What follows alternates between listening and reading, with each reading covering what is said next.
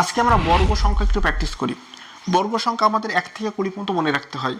আমাদের বর্গ সংখ্যা কি? 1 এর স্কয়ার মানে কত হলো? 1 2 বার গুণ, 1 2 বার গুণ করলে কত হয়? 1।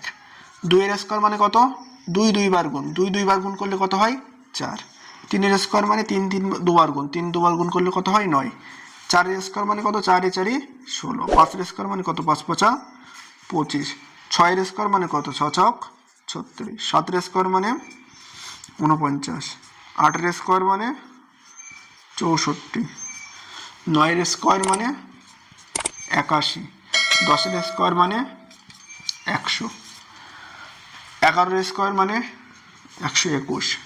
12 এর স্কয়ার মানে 144। 13 এর স্কয়ার মানে 169, মানে 13 দুবার গুণ। 14 এর স্কয়ার মানে 196। 15 এর স্কয়ার মানে 225। 16 এর স্কয়ার মানে 16 দুইবার গুণ করে কত হয়? 256। 17 এর স্কয়ার মানে 289। 18 এর স্কয়ার মানে 326। 19 এর স্কয়ার মানে কত হলো? 361। 20 এর স্কয়ার মানে কত? 400। অঙ্ক করার সুবিধার্থে এই স্কয়ার পয়েন্টগুলো আমাদেরকে মনে রাখতে হয় 1 থেকে 20 পর্যন্ত। 2 এর বর্গমূল মানে 2 এর মাথায় হাফ।